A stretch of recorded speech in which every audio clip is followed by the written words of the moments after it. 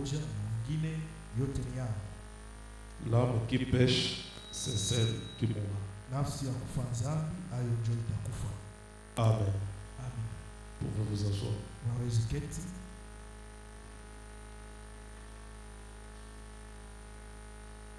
Pendant que vous êtes assis, Kati mshaikana, prenons 2 Corinthiens 4, tubebe Wakorinto wa pili sura yake ya 4.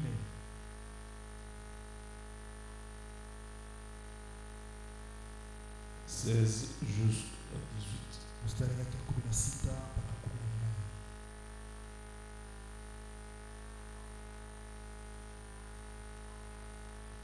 18. La Bible nous dit ceci.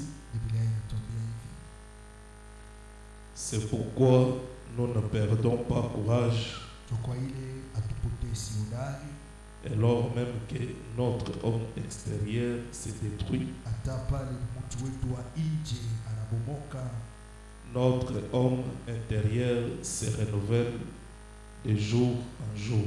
mtu wetu wa ndani kunarudishwa mpya kila siku.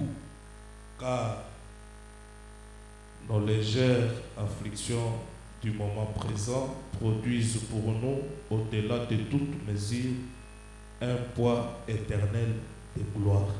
Juu mateso yetu ya hapa sasa kiloko inatuletea kushindia au nje ya kipimo yote uzito ya utukufu ya milele.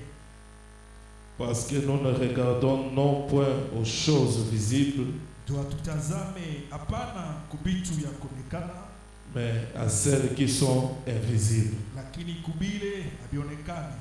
Car les choses visibles sont passagères et les invisibles sont éternelles. Ndio vitu vya kuonekana ni vya kupita na bile yasipokuonekana biko milele. Amen. Amina. Dieu Tout-Puissant, Créateur des cieux et de la terre, omnipotent, omniprésent. Nous bénissons ton Saint-Nom pour ce matin. Je viens devant toi comme je suis Seigneur. Écarte-moi du chemin, parle du haut de cette chair et écoute dans les mots. Je sais une seule chose du fond de mon âme, et que si j'existe sur cette terre, c'est pour ce que nous voulons faire maintenant. Si tu m'as gardé encore vivant jusque ce matin, Père, c'est parce que tu penses et tu crois qu'il y a encore quelque chose que je peux faire pour ta propre gloire. Descends et efface-moi de la scène. Parle pour ta propre gloire. Que les malades soient guéris. Que les captifs soient délivrés. Que les pécheurs soient purifiés. Que le perdu soit sauvé. Viens Jésus et fais toutes ces choses pour ta propre gloire. Je te prie, Elohim l'effort, de prendre autorité sur cet endroit. Anéantis et rend impuissant chaque puissance malsaine qui ne confesse pas ton Saint-Nom. Je crois, Éternel, que s'il y a un esprit fort, c'est bel et bien le Saint-Esprit. Laisse que ton Esprit Saint se mouve dans cet auditoire. Élève chaque âme dans des sphères élevées pour avoir la bénédiction que tu as pourvue pour nous ce matin. Anéantis chaque puissance qui ne confesse pas ton Saint-Nom. Brise et neutralise toute communication du monde des ténèbres. Obstrue chaque canal malsain, Seigneur. Seul le canal du ciel puisse rester ouvert. Et que chaque âme prédestinée soit élevée et entre en contact avec toi. Je brise, je neutralise toute puissance des 4e et 5e dimensions. L'esprit sorcellérique, toute puissance de nuisance, je néantis cela. Et je rends cela impuissant. Au nom du Seigneur Jésus-Christ de Nazareth. Qui est comme toi, Éternel Dieu des armées? Personne n'est comme toi, Éternel. Lève-toi, Jésus. Marche ta marche de triomphe. Change le programme de ce culte de ce matin. Change les ténèbres en jour. Change les dés dans l'allégresse. Fais quelque chose pour la honte du diable. et pour ta propre gloire. Je te prie ainsi, Père. Je crois que tu m'as toujours exaucé.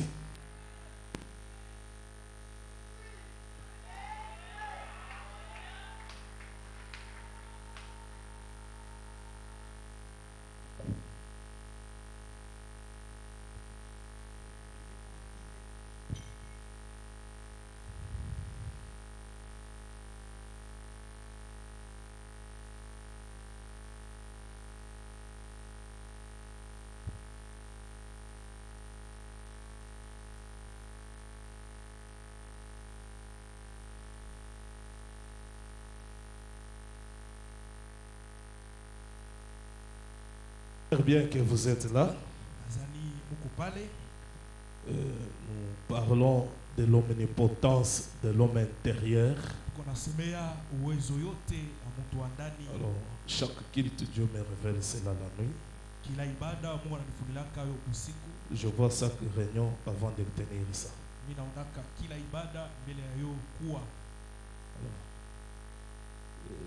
le combat, c'est jusqu'à la mort, mais la victoire est toujours la nôtre. Amen. Alors, je parle sur l'omnipotence de l'homme intérieur. Et cet homme intérieur, c'est ton âme. D'après Ézéchiel,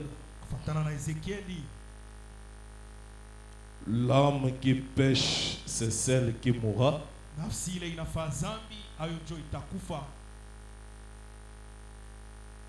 Et l'âme est omnipotente avant quoi que ce soit.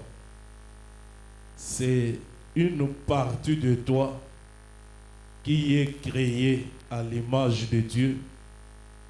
C'est une partie de toi qui est le réel toi. Et aucune bombe atomique ne peut anéantir l'âme.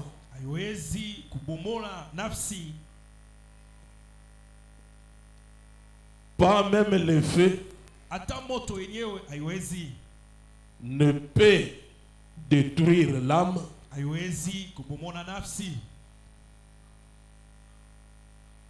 Il n'y a aucune puissance qui peut détruire l'âme.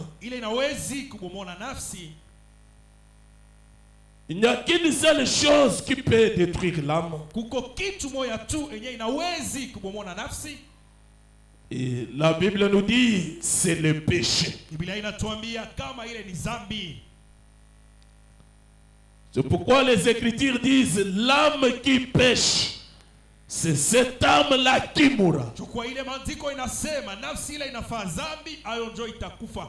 Et l'âme qui ne pêche pas, c'est impossible que cela puisse mourir.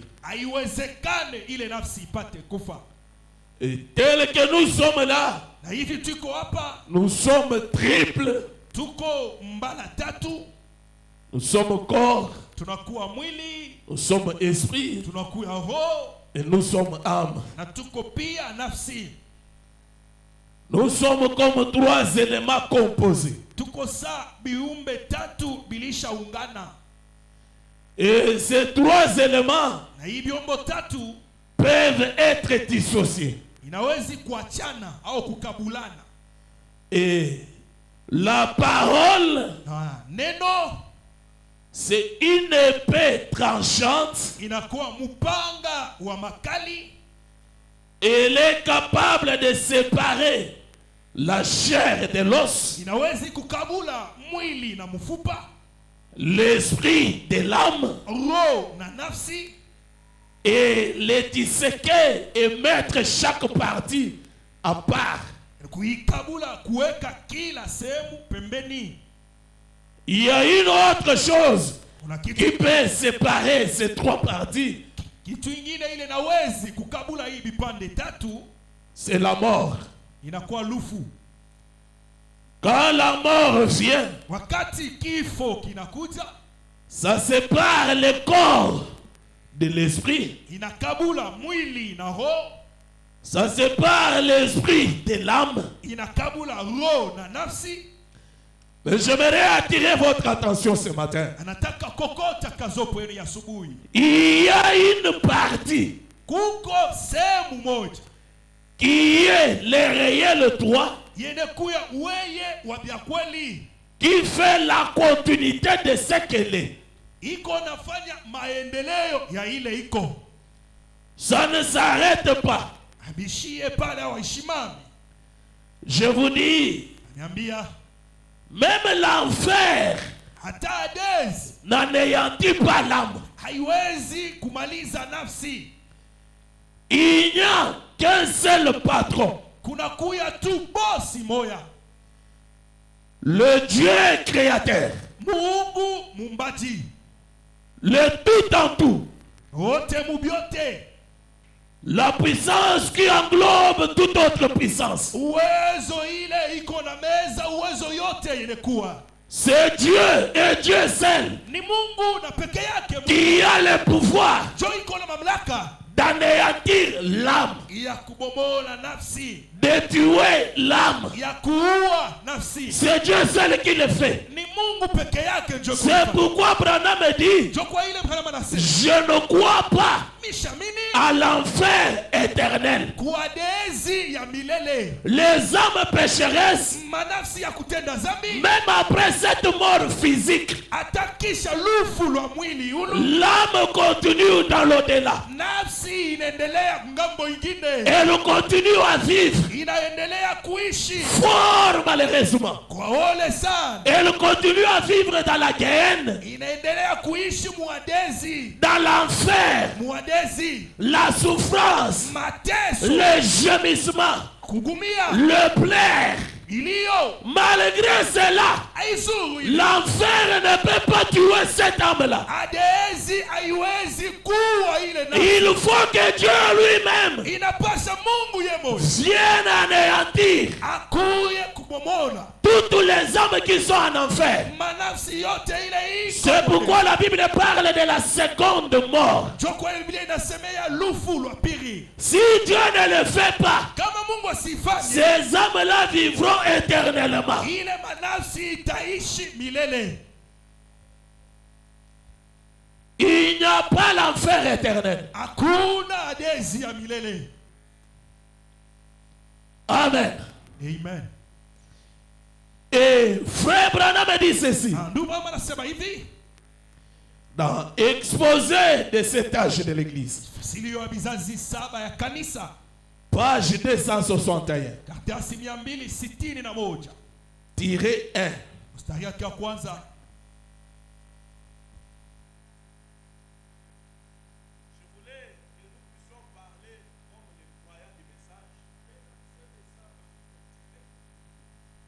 Les gens qui ne viennent pas au courant de la semaine, je ne saurais pas faire un pas en arrière. J'ai déjà perdu beaucoup de minutes. Shitarudia nyuma, J'avance directement. naendelea tu mbele. Frère Branham dit ceci. Ndugu mama anasema hivi, Comme David l'avait dit, je suis né dans le péché, conçu dans l'iniquité. vile Daudi Je alisema, suis venu au monde kuja duniani profondant les mensonges. niko nasema bongo. Job le dit également. Ayubu naye anaisema Comment de quelque chose impire peut sortir quelque chose pire. namuna gani kutoka kitu ya uchafu kunaweza toka kitu safi. Et David pleure, il dit, Daudi analia anasema, lave-moi de l'hysope unisafishe na izope et je serai pire. na mimi nitakuwa safi. Amen. Amina.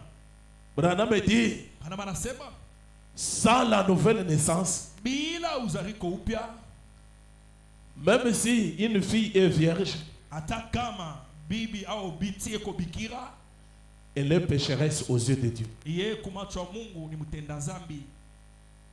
Si elle ne naît pas de nouveau, Kama yeye ashizarike upya, elle part en enfer. anaenda kwa dezi. Branham me dit, Branham anasema vous pouvez construire une tour unawezi kujenga munara au tour et mettre un enfant dans cette tour-là. na munaweka mtoto mule ndani mwile munara. Il est né là-bas. Ye anazalikia mule, Il est grandi là-bas. anakomelea mule Sans descendre pour toucher les sols. bila kushuka na kugusa bulongo, Sans voler, sans quoi, sans lui apprendre quoi que ce soit. bila kuiba, bila kitu yoyote. Frère Branham me dit, Ndio wanasema mais en grandissant, lakini mkukomala vous verrez cet enfant-là utaona ule mtoto se pencher contre les mains. anaanza kutegamia bubaya. Il est un péché pour commencer. Yeye anakuwa tu zambi juu ya kwanza. Alors, Sasa le vendredi, jeudi, Kazitalo nalisema la nouvelle naissance, uzariko upya c'est ça la chose qui nous enrôle njo kitu ile inatuarolea, inatupatia makatasi d'appartenir juu ya kuwa dans l'ordre de Dieu. mupango ya Mungu. C'est la chose qui nous aide Ni kitu ile inatusaidia de comprendre le royaume des cieux. ya kuelewa ufalme ya mbingu, Et comprendre, ça veut dire voir. na kuelewa inataka sema kuona. C'est pourquoi Jésus a dit à Nicodème, Njo kwele Yesu alimwambia Nikodemo, si tu n'es pas de nouveau, kama uzariko upya tu ne comprendras pas le royaume des cieux. hausaelewa kamwe ufalme ya mbingu. Même ce matin, Hata Yesu les gens qui ne sont pas nés de nouveau, watu wale wazarika upya ils ont leur manière d'écouter la parole. beko na namuna yabo ya kusikia, Ils ne comprendront rien abasaelewaka kitu et ils ne verront rien. na abasaona kitu. Il faut la nouvelle naissance. Inapasha uzariko upya. C'est pourquoi Jésus dit, Njo kwele Yesu ce anasema n'est pas que est-ce que tu peux naître de nouveau. haiko kusema eti unawezi ko kuzariko Pourriez-vous naître de nouveau? eti utapenda uzariko Non, yako upya. dis-toi, Hapana, unapasha. c'est une obligation. Hayo inakuwa ni sharti. Et si tu veux comprendre les oracles du ciel, Kama unataka elewa miujiza ya Mungu, si tu veux comprendre ce que c'est le christianisme, kama unataka elewa ni nini Ukristiano, tu dois naître de nouveau. unapasha zarika upya. C'est ça l'enrôlement. Ile job anakupatia carte d'élection. C'est ça l'appartenance dans l'école de la branhamologie. Pale njoo inaingia sasa mu masomo ya Ce n'est pas le pasteur qui inscrit. haiko pastor iko na kuingisha Il n'y a masomo. pas une église au monde qui inscrit. Hakuna kanisa dunia inawezi kuandikisha C'est masomo. Dieu lui-même Inakuwa Mungu peke yake qui te fait inscrire. njoo anakuandikisha. Et quand Dieu te fait inscrire, Na pale Mungu anakuandikisha. merci Seigneur Jésus, Asante Bwana Yesu. c'est qu'il a vu en toi suffisamment d'intelligence et sagesse Ni kusema aliona kwako akili na hekima ya kueneana et des capacités na maeneo d'aller jusqu'au bout. ya kuenda paka Parce kumwisho. que Dieu ne commet pas d'erreur. Jo Mungu yasifanyake kosa. Dieu ne perfectionne pas ce qu'il fait. Mungu ashitengenezake bile konafanya. Pour commencer, Juu ya kwanza il est parfait. yeye ni mkamili. Et quand il t'enrôle, Na wakati anakubeba kumasomo il commence une œuvre avec toi. anaanza kazi fulani na wewe. Un homme peut commencer une œuvre Mtu anaweza kuanza kazi et abandonner cela au milieu. kisha anayacha tu Mais mjia. quand Dieu commence une œuvre, Lakini wakati Mungu anaanza kazi, Dieu n'abandonne pas au milieu. Mungu ashiachi yake mkatikati. Il amène son œuvre jusqu'à la fin. Anaendaka na kazi yake mpaka Il kumwisho. amène son œuvre jusqu'à la perfection. Anaendaka na kazi yake mpaka ikuwe ukamili. Merci Seigneur. Asante Bwana. Je parle aux élus. Je vous ai dit, on a perdu beaucoup de temps Potesha à wakati prêcher la chair, ya kuhubiri à dire aux gens comment vous serez guéris, kuonesha watu comment vous serez bénis. Toutes ces choses-là sont bonnes. ile vitu vyote ni vizuri. Mais j'ai compris une chose, mes amis. Mimi naelewa kitu moja. Le mystère de Branham n'était pas quelque chose qui concerne le corps. Huduma ya Branham haikukuwa kitu kuangalia Ce n'était pas quelque chose qui concernait l'esprit. haikukuwa kitu kuangalia roho. Le mystère de Branham Huduma ya Branham concernait l'âme. yo ilikuwa anaangalia ni nafsi. C'est pourquoi son ministère a travaillé dans 3 phases. Kwa ile huduma yake ilitumika vipande tatu. Dans 3 poules. Mumatua tatu. Première poule, Hatua ya kwanza, il contacte la chair. anaungana na mwili. Il touche le corps. Anabamba mwili. Il discerne les maladies. Anavumbula magonjwa. Comme les gens aiment bien les choses passagères. Sasa vile watu wanapendaka sana vitu vya kupita. C'était juste un appât. Hayo ilikuwa tu ni kiambo. Pour attirer les poissons. Tu as kukokota samaki. Les gens sont venus nombreux. Watu wanakuwa bami. Les pentecôtistes l'ont embrassé. Bapete wanamkumbatia. Les presbytériens l'ont embrassé. Presbytériens wanamkumbatia. Est-ce que je peux attendre un amen? Amen. Ils étaient contents avec lui. Wao walikuwa na furaha. Or, c'était que le début de l'œuvre de Dieu. Japo ilikuwa tu ni mwanzo wa Et kazi. Dieu devait parachever l'œuvre. Na Mungu alipasha maliza kazi. Deuxième phase, Hatua ya pili. il ne contacte plus le corps.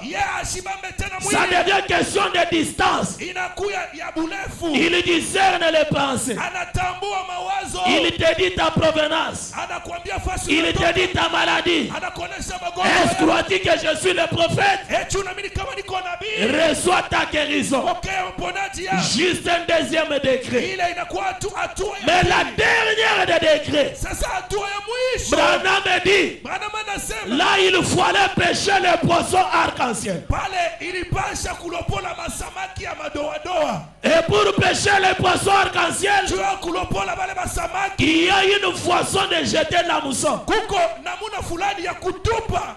Il y a une façon de pivoter l'hameçon. Kuko namuna ya kurudisha kupinduza ndomana. Pour pêcher les poissons arc-en-ciel. Tu as kulopola samaki ya marai. Branham me dit. Branham anasema. Là.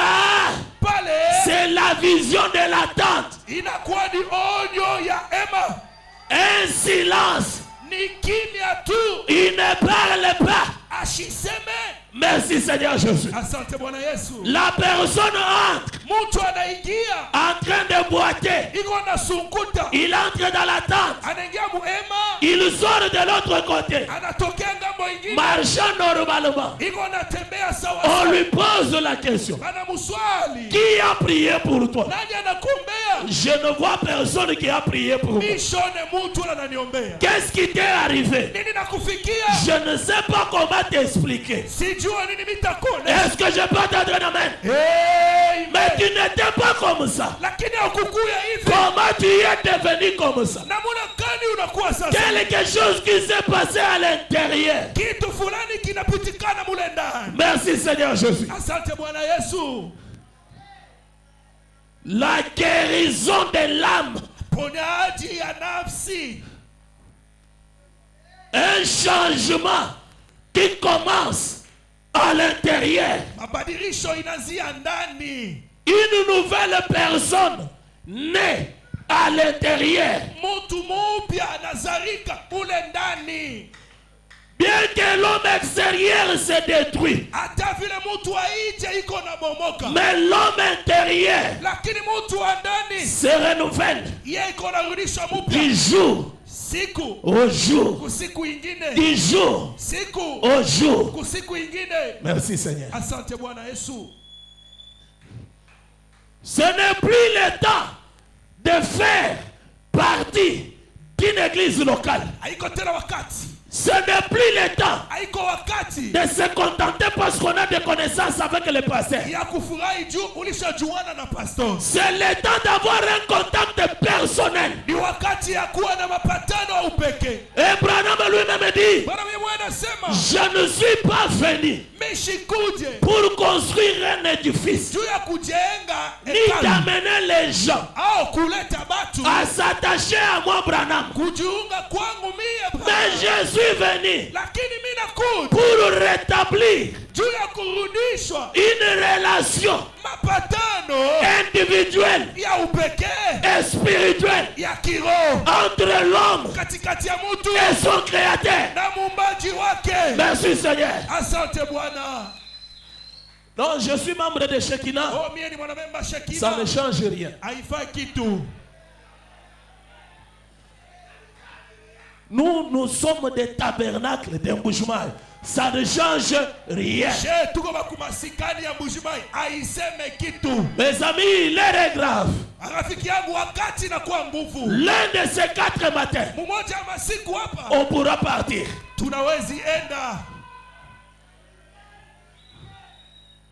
Et la nouvelle naissance, Frère Branham dit quoi? Écoutez ce que le prophète dit. Apocalypse 3:3. Répands-toi.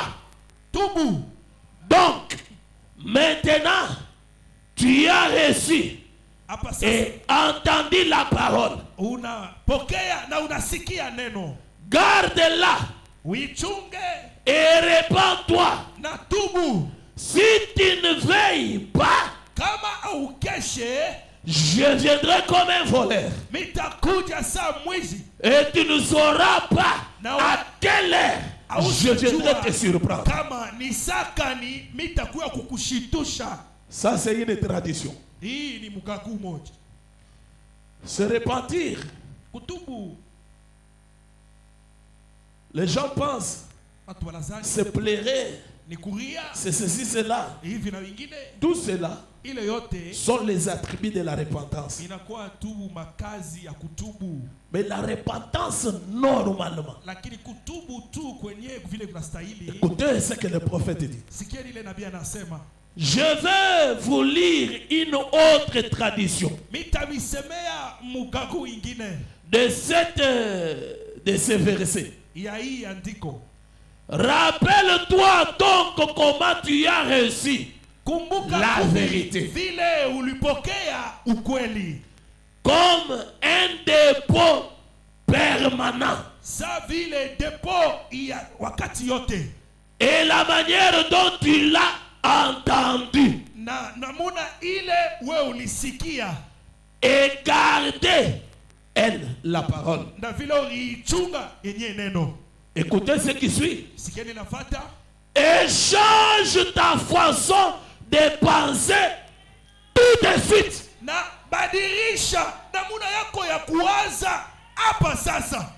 Donc, quand tu écoutes la parole, quand tu reçois le dépôt de la parole, tu dois changer ta manière de penser tout de suite. Pas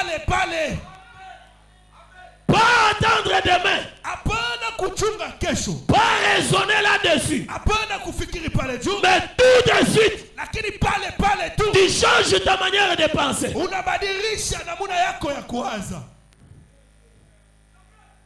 Il est bien évident selon ce verset que Dieu leur a donné la vérité comme un dépôt permanent.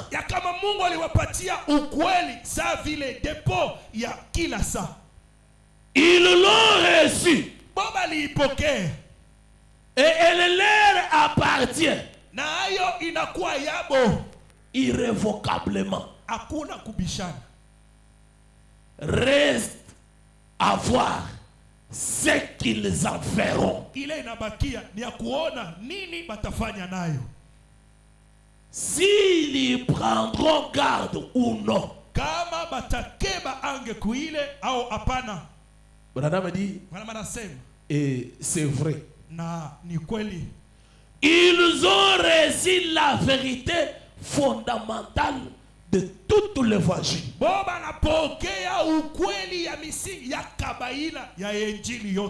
Le juste vivra par la foi. Le salut vient du Seigneur. Ils avaient entendu la vérité de la Bible qui démolissait les doctrines de Rome et anéantissait toute l'autorité du pape.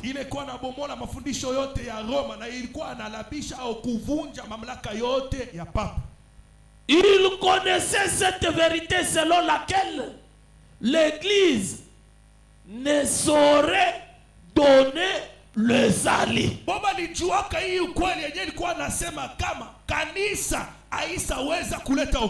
Je pense que vous me suivez. Ils avaient compris le repas du Seigneur. Ils avaient la lumière au sujet du baptême d'eau.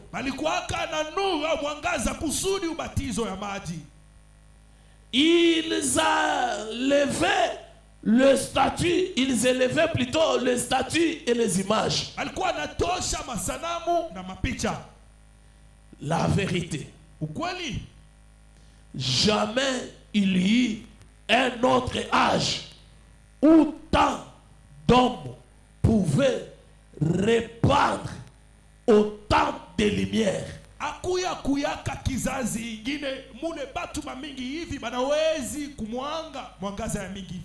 Ils avaient même reçu assez de lumière pour pouvoir réviser complètement l'ancien système.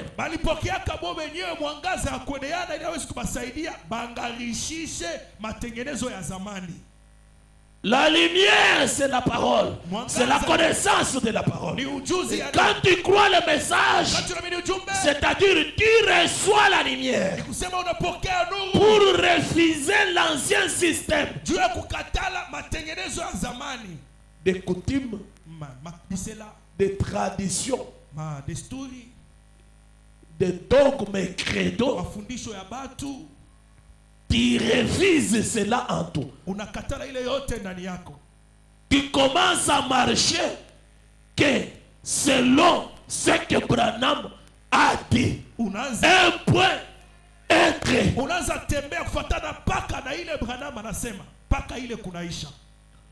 Ou pour prendre un nouveau départ. Conduit par Dieu, guidé par chaque règle et chaque ligne. Ils avaient reçu la vérité. Ils la désiraient et ils l'avaient entendue. Mais comment l'ont-ils entendu? Comment les fondements de leur édifice? Comme le fondement de leur édifice. Ou bien, dirait Branham dit, attitude qui avait été courante chez les Grecs, comme un sujet de discours, de discussion théorique. On peut constater qu'ils s'attachèrent davantage à discuter qu'à mettre en pratique la riche parole de la vérité.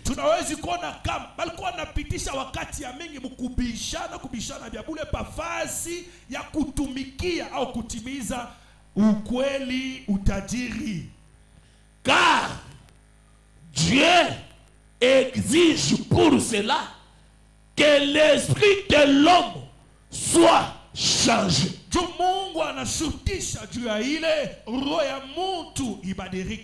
S'il s'agit réellement de la parole de Dieu,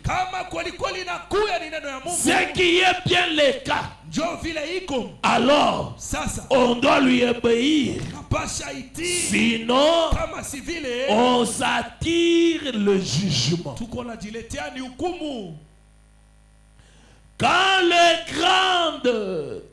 gardes du temple sacré étaient surpris à dormir,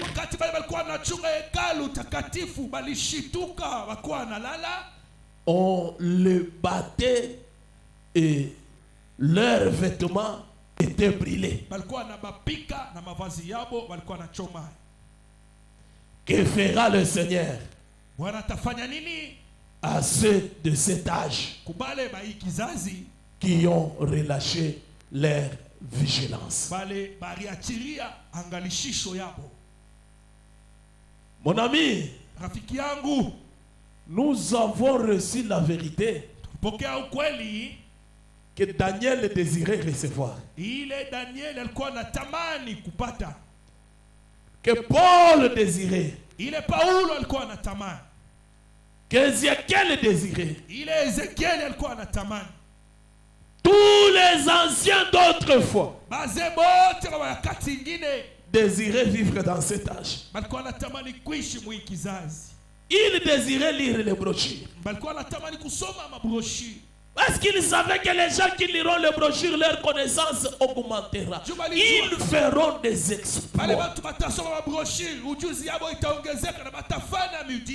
Mais ils l'ont salué de loin. Ils ont crié en ça. Juste de l'ombre. Voyez les exploits qu'ils ont fait. Mais nous d'aujourd'hui, nous avons reçu ça. Et Branham dit, c'est vrai qu'on a eu toute la vérité pour renverser toutes les puissances. Mais comment nous avons entendu ça? Juste une théorie. Comme l'ancienne habitude des Grecs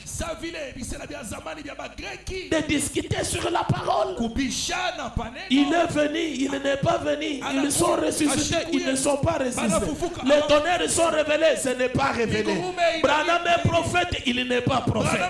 Branham c'est un homme comme ma femme. Branham c'est Dieu. On est resté dans cette discussion. Branham dit, au lieu de profiter des privilèges, de la richesse, de cette riche parole que l'ange puissant nous a apporté, que le 7e ange de l'église nous a apporté, ce message qui éveille l'âme, on a négligé. On commence à discuter. Mes amis, Paul dit, la parole de Dieu n'est pas venue vers nous juste en théorie pour que ça soit un sujet de discussion.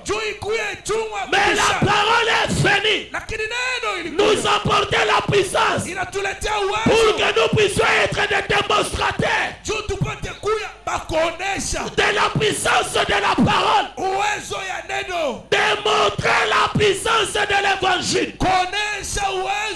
Ce n'est pas seulement une théorie.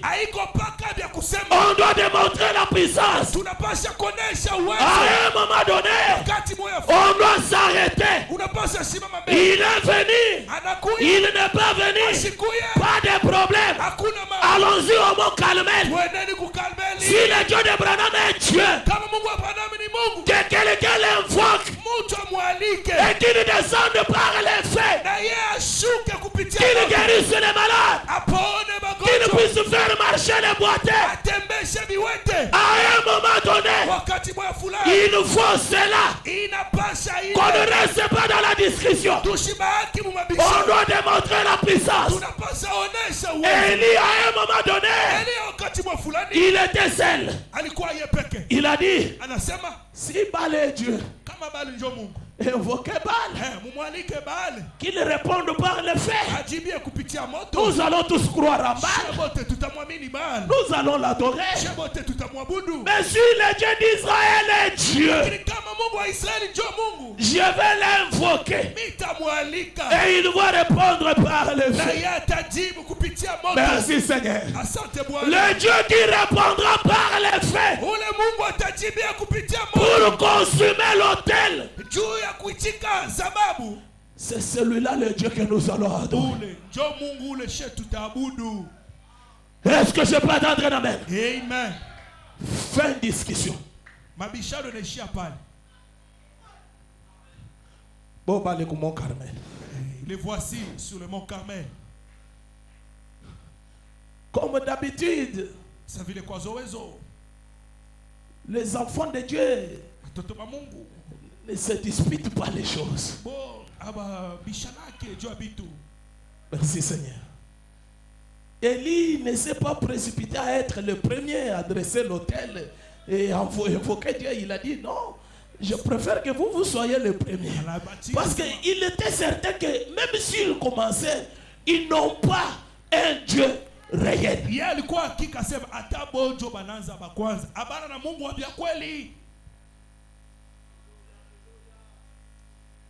À un moment donné, wakati mwa hivi Dieu Mungu aime les gens courageux anapenda kabatu baodari qui se mettent sous cette confrontation-là. bale banatingiza muile mabishano. Ne comptant pas sur leur force, ni sur leur vie, ni sur quoi que ce soit, mais étant certains dans leurs âmes qu'il y a un Dieu capable de faire. ya kama kuko Mungu mwenye anawezi kufanya. Non, j'aime cette position-là. Mimi napenda ile msimamo ile.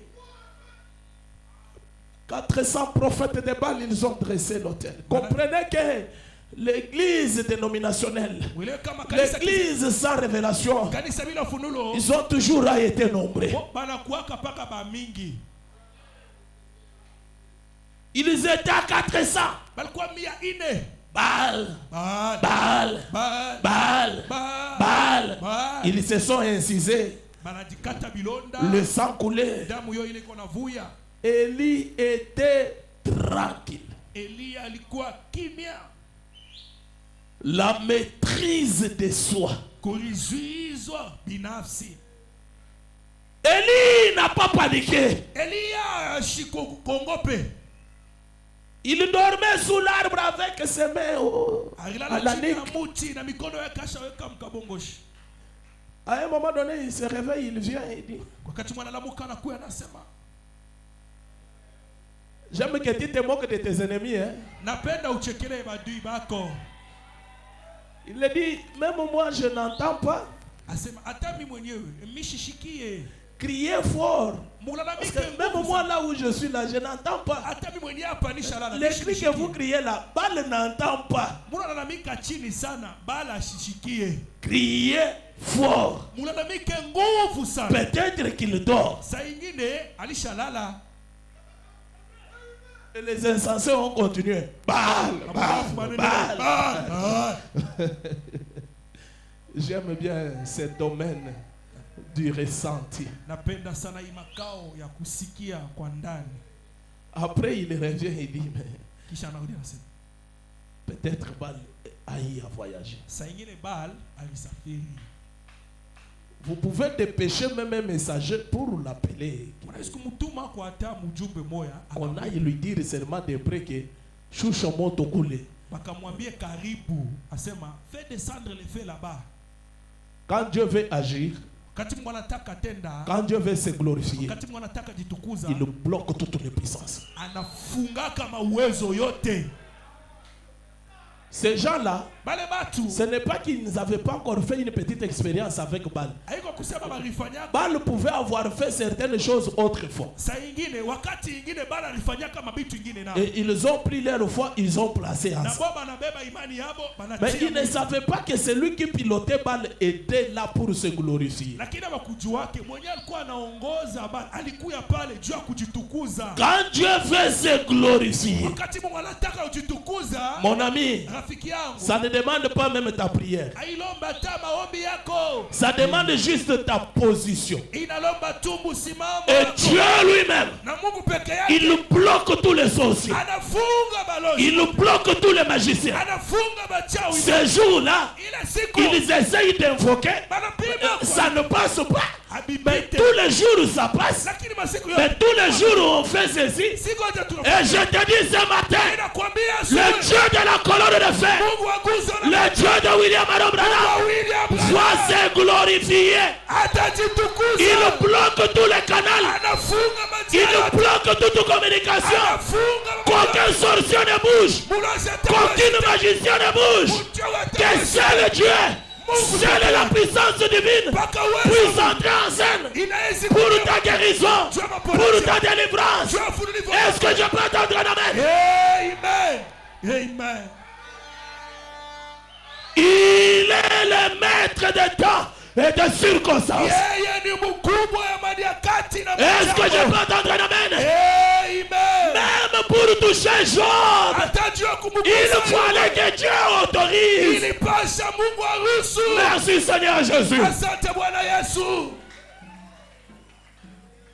Et ce matin, Dieu va se glorifier. Mungu atajitukuza. Tu ne partiras pas d'ici malade. Hausaenda hapa Tu mgonjwa. ne partiras pas d'ici lié. Hausaenda hapa unafungiwa. Tu ne partiras pas d'ici esclave du péché. Hausatoka hapa mtumwa. Tu ne partiras pas d'ici Hausatoka hapa étant perdu. ushapotea. Le salut est ici. Wokovu iko Dieu hapa. est capable Mungu anaweza. ce matin même Hii asubuhi de changer tes pensées, kubadilisha de mawazo. t'amener à revoir l'ancien système. Kusaidia wakatale Commencer un nouveau départ, na waanze mwenendo un mpya. nouveau mode de vie. Namuna mpya ya kuishi. Merci Seigneur.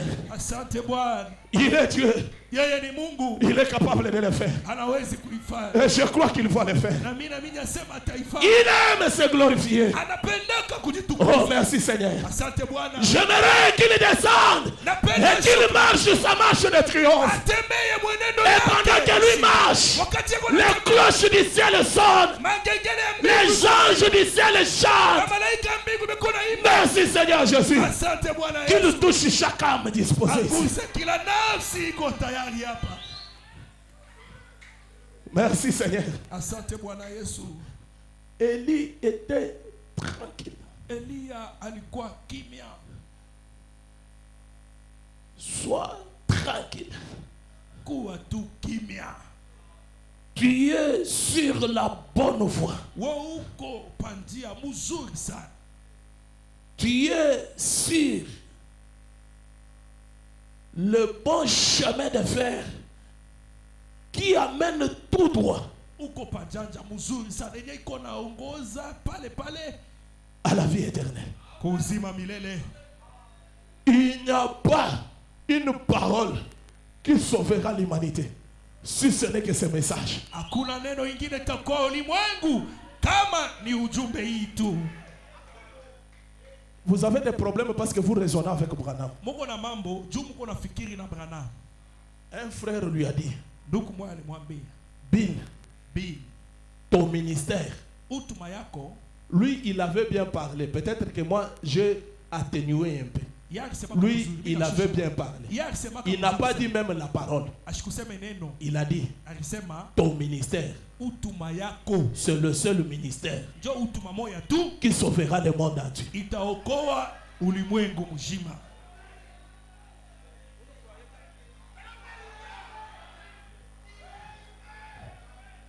Et moi je crois à ce ministère-là. Na mimi naamini kuile utuma. Je suis sous ce ministère-là. Niko chini ya ile utuma. Comment je ne serai pas sauvé? Namuna gani shitaokoka?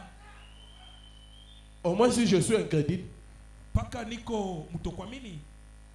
je n'ai pas le temps de prêcher aux incrédules, je prêche aux croyants. Shina wakati ya kuhubiri batokuamini. Niko na ubiri baminifu. Merci Seigneur. Exposé de cet âge toujours. Fasiliwa bizazi ya kanisa.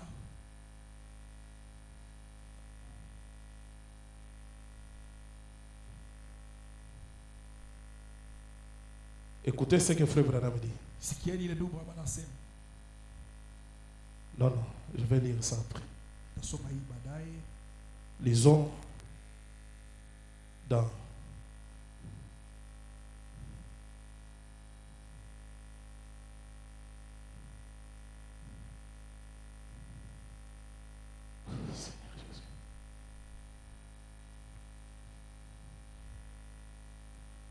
Frère Caleb, amène-moi mon cahier là, qui est sur la table. Lisons dans Exposé, Tusome bizazi ya kanisa 239, 239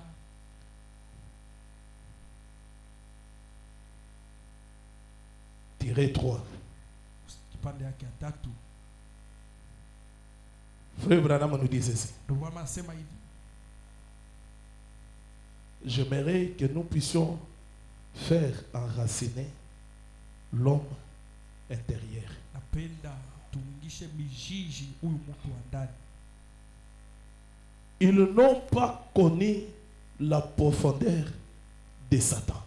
Abakujue maupana ya shetani. Il semble que le commentaire ait laissé ces versets de côté parce qu'ils n'ont pas compris de quelle doctrine ou de quelle expérience il est question ici. Inaonekana kama benye balisemea hii andiko, baliweka hii andiko pembeni jubo abakuelewe mafundisho, abakuelewe makuishi kupima yenye ilikuwa na mambo pale. En réalité, Kwa ukweli, il n'est pas difficile de comprendre de quoi il s'agit. haina nguvu kuelewa kama ile ni mambo gani.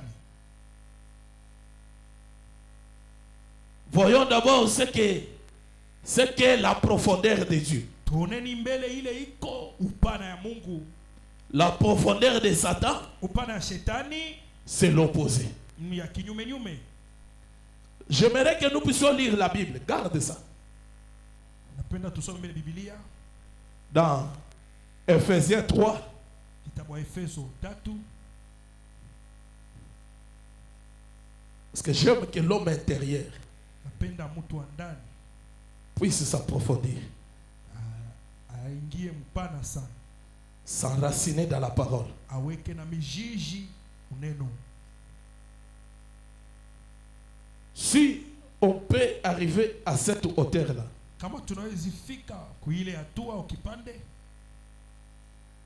je crois que tout ce que nous pouvons avoir comme difficulté, mimi asema magumu yote tunaweza kuwa nayo ça va disparaître. itapotea.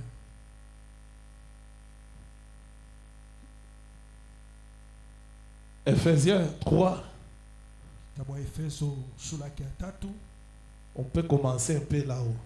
tutaanza pale yulu.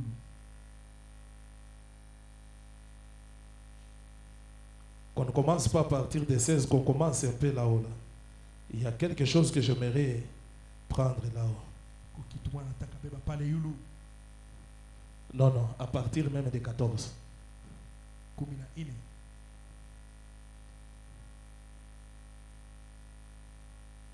Écoutez ce qu'il dit. Sikieni la nasema, À cause de cela, juu ya ile je fléchis les genoux devant le Père, minatwanga magoti mbele ya Baba, duquel tire son nom toute famille dans le ciel et sur la terre, kwake yeye majamaa yote mbinguni na dunia inatosha jina yayo, afin qu'il vous donne selon la richesse de sa gloire, juu apate kumpatia kufatana utajiri ya utukufu yake, d'être puissamment fortifié par son esprit dans l'homme intérieur, ukakamishwe kwa uwezo sana kupitia roho yake kwa mtu wa ndani, en sorte que Christ habite dans vos cœurs par la foi, mukipimo Kristu ekale mioyoni yenu kupitia imani,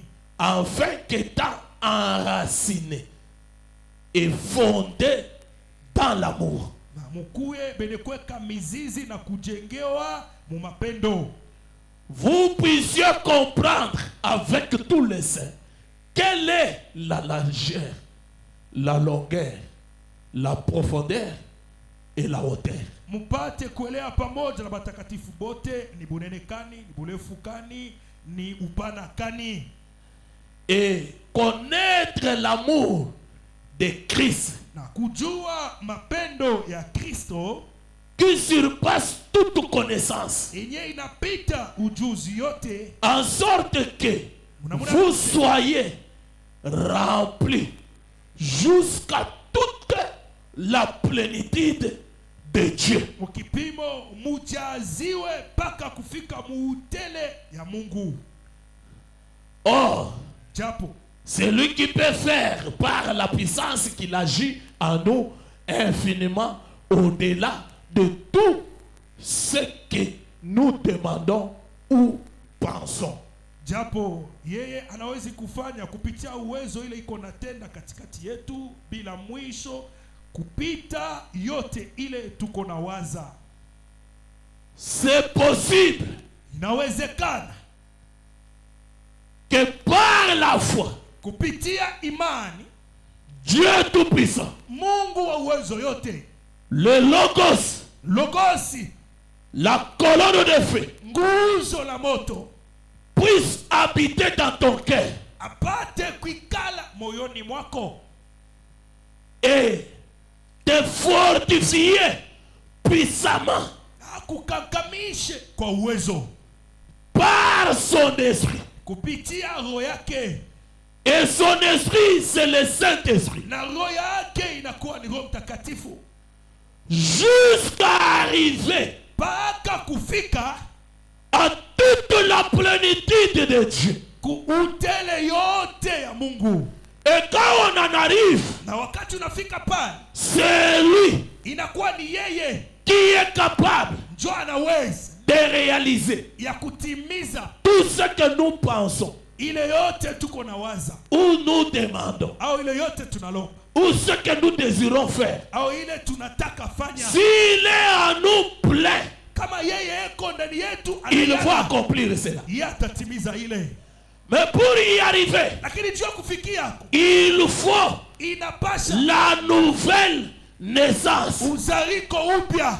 Quand tu nais de nouveau, Wakati unazarika upya, tu deviens comme un bébé unakuwa saa bebe qui naît. mwenye anazarika, Après, à un moment donné, kisha wakati mwevi fulani commence à essayer de grimper, ramper, anapima kutambala, essayer de marcher. anapima kutembea. Et quand il essaye de marcher, Wakati anapima kutembea, des fois il tombe, saa ingine yeye unananguka, il se relève. ananamuka. Et une bonne mère ne gronde pas l'enfant quand l'enfant essaye de marcher et qu'il est tombé. Mama mzuri, Une bonne mère lui tend la main, il lui dit, fiston, marche, courage, marche, ça va aller. Tu es un être humain, huko kiumbe, tu es appelé à te tenir debout, unaitiwa tu kushimama, es appelé à marcher. unaitiwa kutembea. Et c'est comme ça quand on est dans le Seigneur, Na njoo vile wakati unazarika il peut lui arriver que tu te rebiches dans le péché, inawezi tu kufika tombes, uko mzambi. mais Dieu te supplie de te lever encore. Mungu anakusihi Ne perds pas courage. usipoteshe. C'est pourquoi quand on lit les deux versets, vous entendez Paul dire, c'est pourquoi nous ne perdons pas courage. C'est pourquoi ne perdez pas courage. Regardez à la vocation céleste. Tazameni Vous mwito, êtes appelés à y arriver. munaitiwa Et pour y arriver, juu ya kufikia c'est tout un processus. inakuwa tu ni maandamano Et c'est un combat. na ni vita ile. Tu combats chaque jour Uko unapigana kila siku pour se tenir debout. juu ya kusimama bwii, Pour laisser Dieu grandir en toi. juu ya kumwacha Mungu Parce que le akomee. désir du diable, Juu kutaka c'est kwa shetani enlever Dieu en toi. ni kumutosha Et Mungu que lui ndani yako. s'installe. Na yeye Et ikale le combat là se passe. na ile bukovu, Et toi tu es comme un terrain. wewe unakuwa tu shamba au kiwanza tu ya vita. Je continue avec exposé. Endelea na bizazi ya kanisa. Ephésiens 3, 16 et 19. Afin qu'il vous donne selon la richesse de sa gloire, Juu amipatie kufatana na utajiri ya utukufu yake, d'être puissamment fortifié par son esprit dans l'homme intérieur, upate kukamilishwa kwa uwezo kupitia roho yake ndani ya mtu wa ndani, en sorte que Christ habite dans vos cœurs par la foi, juu Kristo ikale maneno yenu kupitia imani, étant enraciné benye kuweka mizizi et fondé dans l'amour, na kujengewa misingi mapenzi, que vous puissiez comprendre avec tous les saints mupate kuelewa pamoja na matakatifu quelle est la largeur, ni bunene kani, la longueur, ni burefu kani, la profondeur ni upana kani, et la hauteur, ni anga et kani, connaître l'amour de Christ na kujua mapendo ya Kristo qui surpasse toute connaissance, yenye inapita ujuzi, en sorte que vous soyez remplis jusqu'à toute la plénitude de Dieu. mkipimwa mupate kujaziwa na utele wote wa Mungu. Branham interprète maintenant la Bible. Maana wanafasira sasa Biblia. C'est lui qui est doué pour interpréter la Bible. Yeye ndio anastahili ijua kufasira Biblia. Il dit, Anasema donc, ni kusema selon ce verset, kufuatana na hii maandiko, quand un homme fait l'expérience de la profondeur de Dieu dans sa vie, wakati mtu anafanya kuishi kupima ya upana ya Mungu maisha yake, il s'agit d'une véritable expérience personnelle. inakuya kuishi kupima wa kweli wa upekee, Pas avec le pasteur, pas avec l'église. Branham dit, il s'agit d'une véritable, pas quelque chose qu'on s'imagine, pas une fiction. Il s'agit d'une véritable expérience personnelle avec Dieu dans sa vie. Merci Seigneur. Merci Seigneur Jésus. De l'Esprit de Dieu qui vient habiter en lui. Tandis que son esprit est illuminé par la sagesse de la connaissance de Dieu, qu'il reçoit par la parole. La profondeur de Satan, par contre, c'est qu'il s'efforce d'anéantir cela.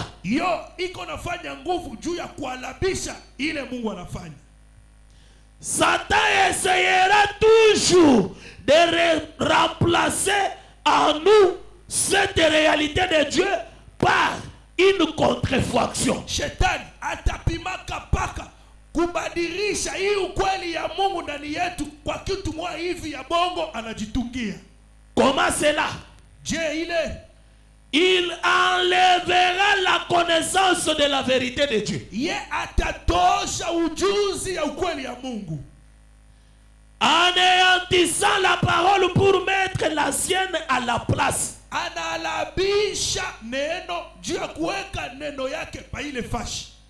Dieu a-t-il réellement dit? Comme certains ici, ils ne croient pas que Dieu peut habiter en eux dans toute sa plénitude. Et pourtant, je lis la Bible.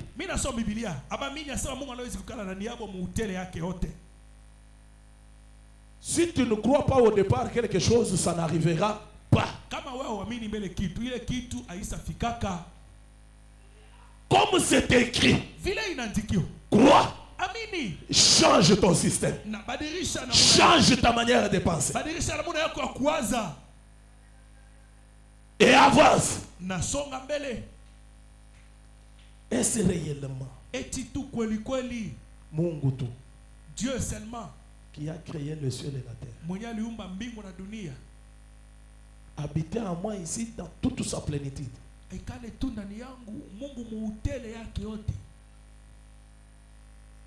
C'est le diable qui t'amène à réfléchir comme ça. Par la parole, tu vas comprendre.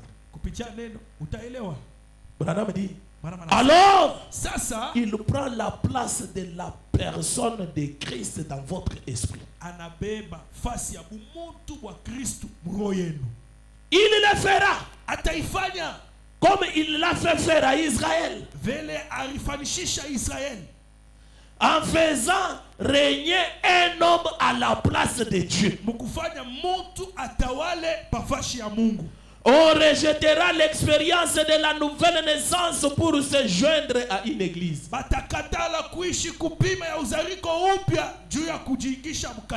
C'est au cours de cet âge que l'église est entrée dans le profondeur de Satan.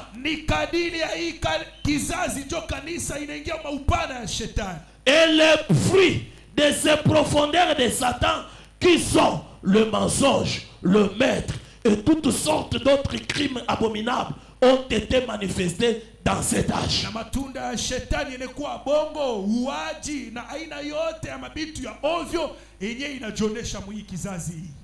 Quand l'homme laisse l'esprit de Satan habiter en lui, l'esprit démoniaque s'enracine profondément. Tu vois que l'homme développe même la malice. Il développe les stratégies. Du fait que cet esprit-là s'est enraciné, l'équivalence a produit le fruit. Il est capable de tuer.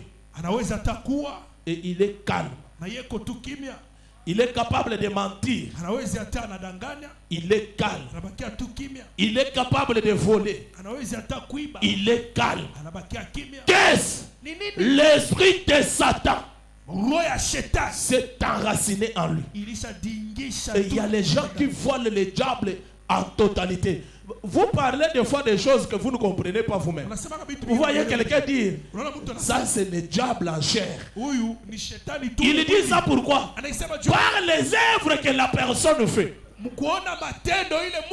Là les gens sont d'accord. Mais quelqu'un peut faire aussi autre œuvre. Et quelqu'un regardait, il dit, ça c'est Dieu tout fait. Pourquoi? Il a laissé l'esprit de Dieu s'enraciner en lui jusqu'à arriver à la plénitude.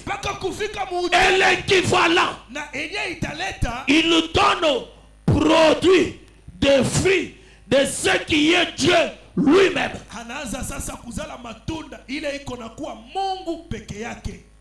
Ce qu'il fait, ce qu'il fait, Dieu.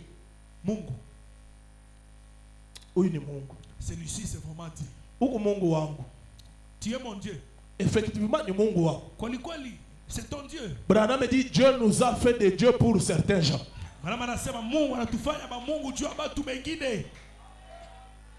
Est-ce que je peux attendre un amen? Amen. Et la profondeur de Dieu, l'amour. Est-ce que je peux attendre un amen? Amen. La profondeur de Satan, la haine. Je vous avais dit le vendredi que un diable, un sorcier, ne peut jamais aimer. Même s'il te dit par la bouche que je t'aime, il ne peut jamais t'aimer.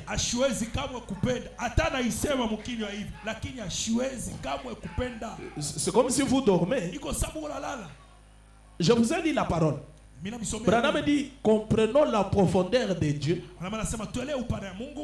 Et la profondeur de Satan, c'est quoi? L'opposé. Et la profondeur de Dieu, il dit quoi? L'amour.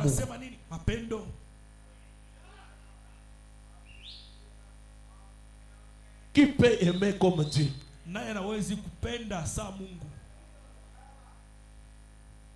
Mais je te dis que c'est possible que tu puisses aimer comme Dieu.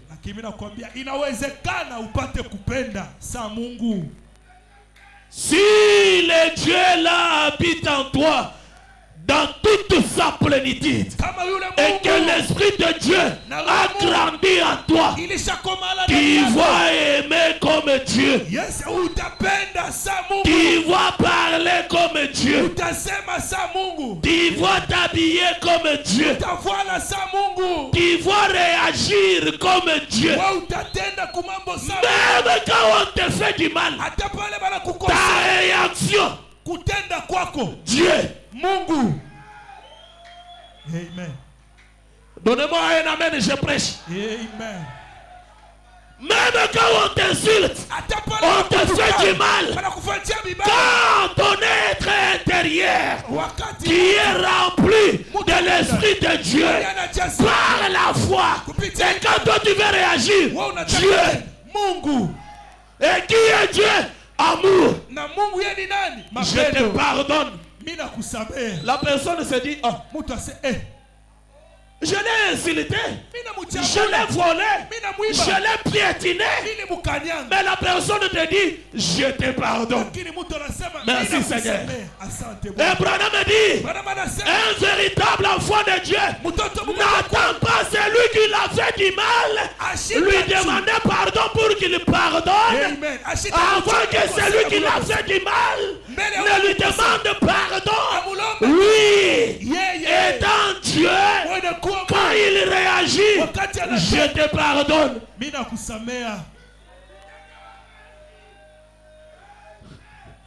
Parce qu'il n'est pas venu me demander pardon. On comprend qu'en toi il y a la profondeur de Satan. Tu vois quelqu'un Unaona mtu contraindre quelqu'un d'autre. eko na kazisha yeye Paka kwa kunyomba bulungu. seulement qu'il Paka kwa kumagoti yangu hii. seulement qu'il vienne à mes pieds ici. Satan. Shetani. Combien de mal nous faisons? Des fois, on ne s'agenouille pas même pour demander pardon à Dieu. Mais Dieu regarde, il nous pardonne. Il te laisse encore te réveiller en vie. Quand toi tu es en vie là, tu penses que ceux qui sont à la morgue, toi tu les dépasses. Tu penses que ceux qui sont au lit de l'hôpital maintenant, toi tu les dépasses. Amen. Mais pourquoi contraindre ton frère? Or, Paul dit, ne regrettez pas, ne vous souciez pas pour mes tribulations, car elles sont une grande gloire pour vous. Non, il a travaillé pour les gens autres. Il a souffert dans la chair pour apporter l'évangile. Oh, merci Seigneur Jésus. Aujourd'hui, nous nous promenons avec la Bible. Nous prêchons librement. Mais ce n'était pas facile autrefois. Il y a les saints sous ces sables sacrés. On les a coupé la tête. Et Dieu n'a été lapidé. Et Branham dit, avant qu'une pierre tombe sur les tiennes, le ciel a été grandement ouvert. Ils ont enduré des tribulations pour que cet évangile te parvienne. Qu'est-ce que te demande aujourd'hui? Rien. Mais toi, tu as souffert.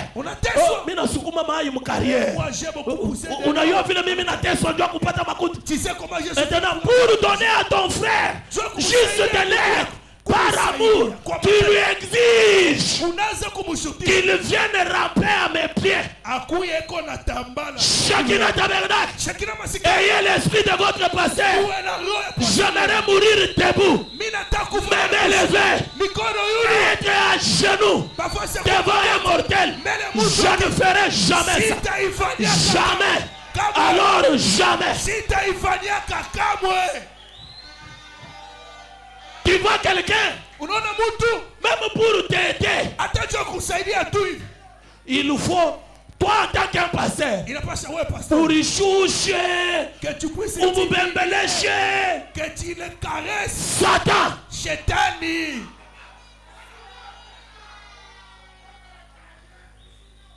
Mimi nateswa sana. Moi j'ai beaucoup souffert. Ni kwa kumupa makuta paki hivi. Que je donne l'argent seulement comme ça. Mais Paul dit, Paulo anasema, mes tribulations mateso yangu sont un poids inakuwa ni bujito d'une grande gloire pour vous. Ya utukufu kubwa sana juu yenu. J'aimerais parler de Paul de mon jour. Atasemea Paulo wa siku yangu. Ces tribulations Mateso yake sont une grande gloire ni utukufu kubwa pour nous d'aujourd'hui. William Marion Branham, il est arrivé jusqu'à dire, si c'est de Paul entre, les miens aussi entreront. Pourquoi Branham? Parce que j'ai prêché exactement comme Paul. J'ai enduré la souffrance. Oh mes amis, Paul pouvait se marier comme ses frères vont se marier bientôt. Mais Paul a eu à vivre toute sa vie sans femme. Il s'est sacrifié pour le corps du Seigneur. Il a fait mourir ses sensations charnelles pour garder la parole pure. La parole que toi tu lis aujourd'hui, la parole que tu écoutes aujourd'hui, il s'est gardé comme cela pour être élevé jusqu'à la 3e dimension, au 3e ciel. Malheureusement, il est revenu, il n'a rien dit, il n'a rien compris. Néanmoins, il s'est battu pour garder la parole pure, pour avoir l'esprit inspiration. Il t'encourage même. Il dit ne perds pas courage. Ne t'inquiète pas de mes souffrances. C'est un poids d'une grande gloire pour toi. Oh, merci Seigneur. Et Branham vient dès le bas âge. Un jeune enfant ne boit pas, ne fume pas, ne suis pas ton corps de n'importe quelle manière. Est-ce que j'aurais affaire avec toi? Étant un homme, comme tout homme, il paraît même une concubine. Ses amis l'ont amené. Il se tient là. Il parle avec elle. En train de trembler. Mon ami, toi qui n'as pas la vie de femme, quand tu veux courtoiser une femme, tu sens qu'il y a une puissance étrange. Ça te fait trembler. Tu ne sais pas même les mots à dire. On t'appelle un féminin. Accepte d'être appelé ainsi. Mais ce matin, comprends ce qui te fait là. Comprends que tu n'es pas comme les autres. Merci Seigneur. Et pendant qu'il tremblait, la fille prend la cigarette. Elle dit à ses amis, mais lui ne fume même pas. Elle prend la cigarette. Elle fait lui donner pour qu'il fume.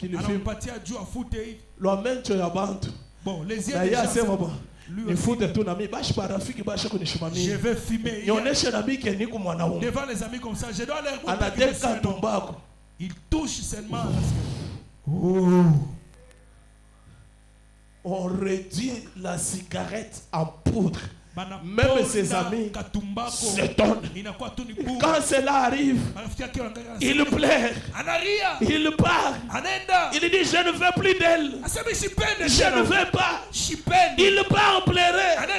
Maman, mais comment moi je suis comme ça? Oh, merci Seigneur. Branham a souffert dans son jeune âge.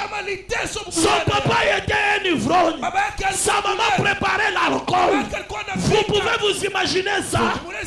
Son papa buvait et il devenait ivre avec les yeux rouges. Un homme colérique. Il lui dit Bill, pour être un homme, son propre papa, un jour il prend un verre, il lui donne. Il dit d'après tout c'est mon papa. Quand il veut prendre le verre, le verre à poudre. Oh merci Seigneur. Il a souffert. Et j'ai compris pourquoi Branham me dit que mes souffrances vous servent de tremplin. Que mes souffrances vous aident à prospérer. Prospérer à partir des souffrances de Branham. Tout cela c'était pour apporter ce message. Puis, pour arriver à la révélation de cette chose. Merci Seigneur. Quand sa femme a voulu s'intercaler, Dieu est jaloux de ses serviteurs. Il a shooté Hop. Hop est parti. Sa belle-mère est partie. Il prend soin de Branham. Et frère Branham me dit, il a foili sans l'autre. Pour avoir un seul Abraham. Attention, il y a des gens qui font une grande valeur aux yeux de Dieu. Quand tu oses, Dieu est capable de te tuer toi. Parce qu'il ne voit rien de spécial en toi. Il ne voit rien de spécial dans ton homme intérieur. Il est capable de t'effacer dans un clin d'œil et garder la personne qui est importante pour lui. Dieu avait compris. Avec Hop, têtu, impoli, tout le temps il fait sortir mon serviteur de l'atmosphère. Il n'arrivera pas à la révélation de cette chose.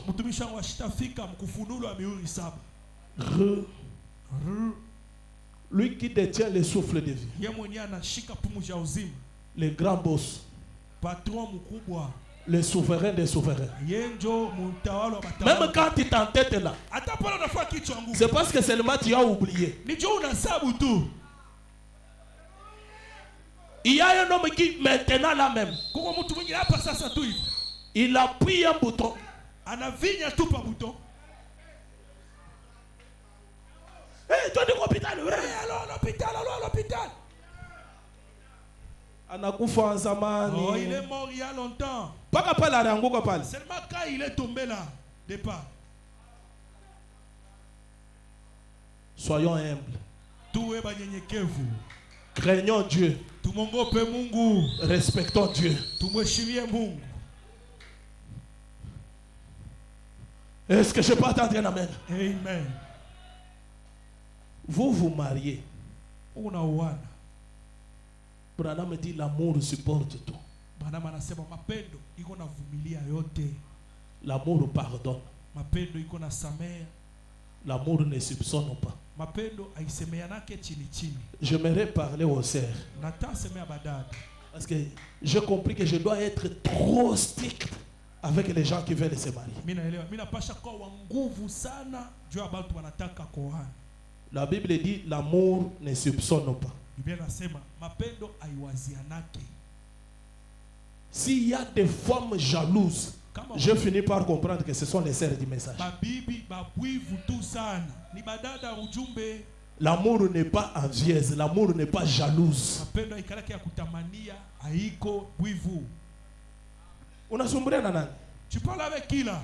Un message ni ana. Comme une sœur qui me disait là, pasteur, son mari fait le travail de la cabine. Bwana yake anatumika ku cabine. Njo ile inabarishi. C'est ce qui le fait nourrir. Le numéro de la cabine c'est connu de tout celui qui passe. Même les pites viennent acheter les unités. Même les pites viennent prendre RTL. Maintenant, quelqu'un qui a déjà un client ou une cliente familière, la nuit il est en besoin d'unité. Alors, docteur, Nimitel, unitumia kwa 1000 unités. Envoie-moi 1000 unités. Ni nani anakuita? Qui t'avait appelé? Anapata numéro yako. Comment est-ce qu'il a eu ton numéro? Et puis c'est une femme. Eh, ni mwanamke tena. Chérie, c'est ma cliente. Mpendwa ni ananyuzaka. Paka pale. Seulement là. Anawegeuka pa kitanda, anaangalia mkibumbashi. Jusqu'à ce que bunakachika. La Bible dit ushikatisho bushiku na kishilani. La Bible dit vous m'écoutez. Ne dors pas jusqu'au matin avec la colère. Parce qu'il y a des femmes sorcières. Quand vous confiez le coucher de Bukoye pour faire souffrir l'homme d'autrui. Et pour aller au lit, on a même qui parle qui a dit en avoir. Aujourd'hui, s'il me touche, l'homme veut le toucher, ne me touche pas. C'est quoi? Toi, tu ne connais pas ce qui est là. C'est quoi? Ne me touche pas. À chaque fois, le kilote qui a dit, on a serré. On a même la ceinture. Elle a mis une kilote, elle prend même la ceinture. Si tu es comme ça, ne pars pas au mariage. Reste chez vous. Nous sommes dans l'âge où les femmes courent derrière les hommes. Pale wewe unafanya fieri, kuku mwingine mbali anasema kama ilikuwa hata bukweli yangu. Pendant que toi tu fais le fier. Bani pata faveur moi. Si c'était même mon mariage, qu'on me donne même une chance. Branham me dit après que Dieu ait donné le Saint-Esprit à son fils, il lui donne une bonne femme. Et une bonne femme est là pour consoler. La femme est créée pour consoler. J'aimerais insister. La femme est créée pour consoler. Et consoler, c'est supplier, c'est s'humilier. Chérie wangu, unachoka hivi nini? Comment tu es fatigué comme ça? Haupate makuta leo. Aujourd'hui tu n'as pas eu l'argent. Non, hata kesho Mungu atatupatia. Demain Dieu nous donnera. L'homme sent que tout va bien. Il y a des femmes qui ne consolent pas leurs amis. Mwanamke ashina charme. Eko kama wakukauka saa. Une femme sans charme. Moteur haina na mafuta. Elle est sèche comme un moteur sans huile. Quand le moteur n'a pas l'huile, ça grippe, non? Wakati moteur achira mafuta. Et puis, pourquoi il a grippé? L'homme commence à se débrouiller ailleurs. Oh, pasteur, prie pour moi. Pasteur, oh, Jésus. Je réclame mon mari. Quand il est venu ici, c'est toi qui l'as réclamé. Après quelques temps, Bikou a dit, Minanjo me réclamer. Branham me dit, l'amour ne vieillit pas. Que l'amour que vous avez aujourd'hui demeure jusqu'à ce que la mort vous sépare. Et l'amour est comme une fleur. On entretient l'amour. Tu sarcles ça. On a mis à tout maïs pour que la fleur soit toujours cool.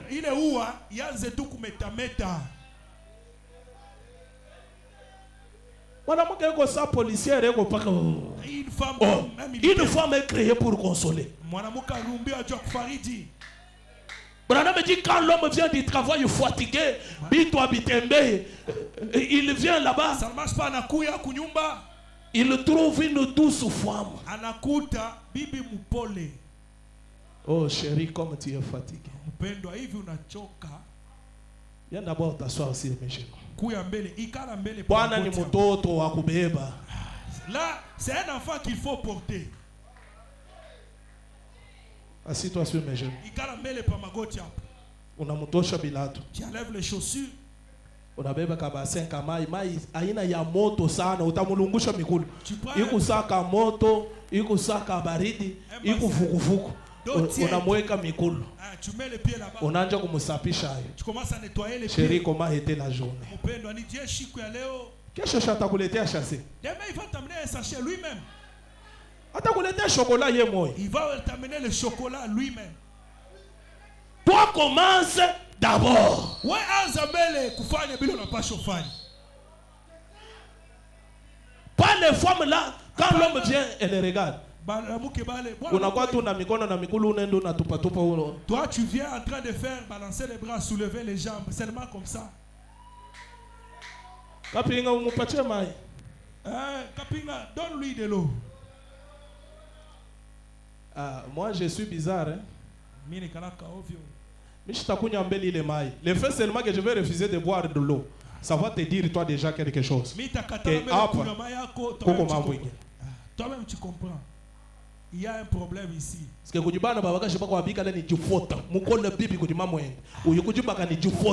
a des femmes qui sont mal élevées par leur maman. Elles vont au mariage avec des plaques.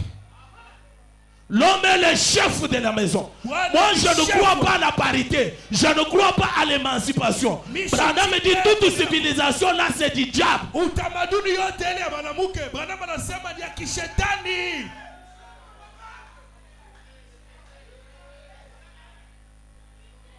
C'est la parité, nous sommes pareils.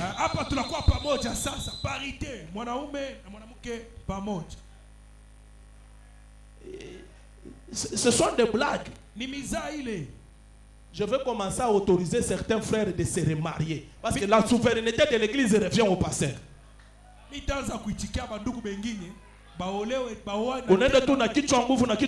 vois que c'est un fils de Dieu, il souffre.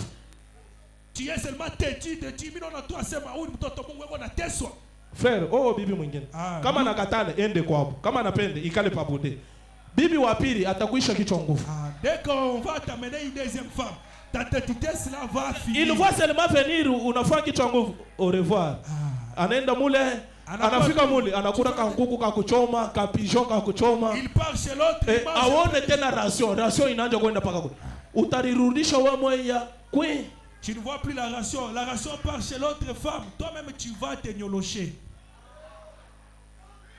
Tu as bien dit. Parce que j'ai compris que dans les messages, il y a des gens qui ont une mauvaise compréhension du message. On ne croit pas à la polygamie. Donc, tellement que Nikomi Moya, Atarudi. Il y a ceux-là qui se sont entêtés comme ça aujourd'hui. L'homme a pris la décision, il est resté catégorique. On a déjà couru.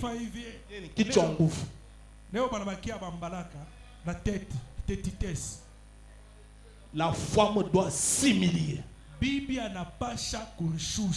devant son mari. mbele ya bwana yake. Est-ce que je peux entendre un amen? Ah. Non, vous ne me donnez pas amen. Est-ce que je peux entendre un amen? Badada mseme kwa mina. Ndio patron wako inakulisha, inakuvika. C'est lui. Unapasha kumheshimia. Il te nourrit, il te donne les habits, tu dois les respecter.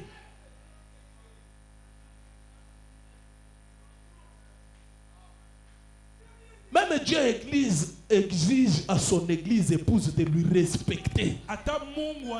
Parce que Dieu est l'époux de l'église. J'ai parcouru beaucoup de foyers, j'ai compris qu'il y a des filles impolies. Je vous observe seulement. Et si vous voulez connaître ma couleur, c'est quand je prêche ici. Ça se répète, je dis seulement aux frères, épouse une autre femme. Unarudia na mwambia tuku tafuta uchakule dada mwingine. Kichwa nguvu kile kitakuisha. Cette étiquette là va terminer. Alors, je ne veux pas dire que tu sois un Kassayen là, ou un Jokubeba Bibi, à quoi qui colopo, tout ça, non. L'amour pardonne. L'amour supporte. La femme comme un païen. Attends, ne pika bukadi na mapuji, wewe unakula lwako na mapuji ile unapose. Donc l'amour qui est en toi ayoni ile mapuji ile wewe uko. Mapendo iko ndani yako ne voit pas. Pourquoi? Parce que j'aime. C'est pourquoi il faut épouser un homme qui t'aime. Tu es convaincu que cet homme m'aime. Unapasha kwa bwana, wewe mwenyewe unajua huyu bwana ananipenda. Tu commettras des erreurs, il va supporter. Yatavumilia ile makosa. Et il n'y a pas un homme qui peut t'aimer s'il n'est pas baptisé du Saint-Esprit. C'est pourquoi Branham me dit, épouse un garçon qui a des pieds comme le wagon de gravier. Le wagon de gravier. Wagon gravier. Mais baptisé du Saint-Esprit. Lakini alishabatizwa na Roho Mtakatifu. Utaona bwana ule ko baptisé du Saint-Esprit eko na mikolo hivi. Tu vas voir un homme baptisé du Saint-Esprit avec les pieds comme ça. Ma sœur, je t'aime. Dada wangu mimi nakupenda. Ata ma je t'aime yenyewe. Même si on dit on aime. Parce que moi je ne l'aime pas, j'ai prié, je ne sens pas l'amour. Parce que réellement tu as prié?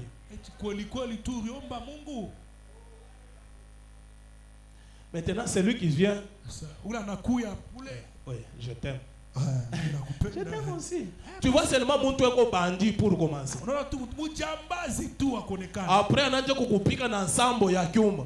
Puku oh passer ni wako. Na vile lufuluta mukabula. C'est ton mari jusqu'à ce que la mort va te séparer. Les femmes aiment beaucoup de stars, des aventuriers. C'est ça la nature des femmes. C'est ce qui les a poussés même dans les jardins d'Éden d'aller aimer Lucifer. Parce qu'il était comme un star. Adam était baptisé du Saint-Esprit. Un homme plein de la plénitude de Dieu. Il commandait la nature. Et Ève n'était pas tranquille. Elle a suivi ceux qui brillaient. Et Branham dit tout ce qui brille n'est pas de l'or.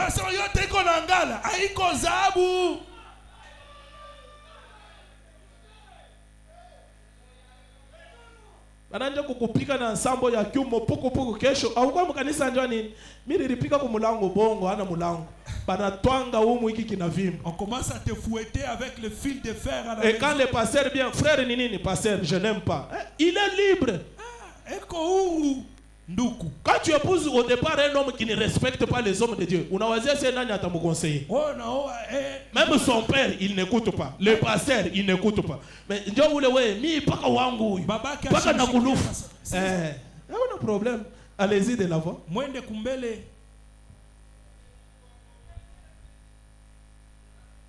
Quand Branham parle, wakati Branham anasema, accroche ton âme.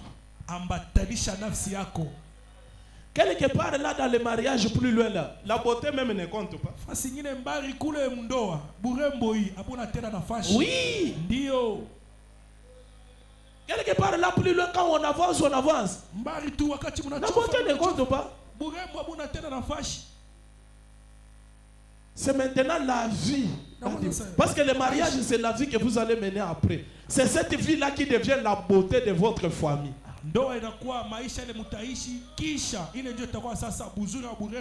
Branham me dit, n'épousez pas une femme parce qu'elle est belle, parce qu'elle a les trous au jour, parce qu'elle a Zananzela Bandoun. Sa voix faner. Anazala tu mtoto wa kwanja. Machafu ili ilikuwa ya kutoboka ndio inatoboka inatoka na huko. Alors, tu commences à regarder ça. Cette femme, je l'ai épousée la nuit ou bien je l'ai épousée. Et puis, elle devient têtue. Négligence, négligence. Oh, pasteur, moi je n'aime pas cette femme. Tu ne l'aimes pas comment? Quand tu veux marier là, tu aimes ou bien tu n'aimes pas?